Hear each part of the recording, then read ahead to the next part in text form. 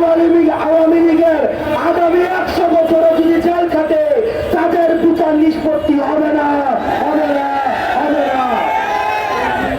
সুতরাং আওয়ামী লীগের দোষর, ছাত্রলীগের দোষর আপনারা যারা রয়েছেন, আপনারা বাংলাদেশের রাজনীতিতে পুনর্বাসিত হওয়ার চিন্তা বাদ দিয়ে দেন।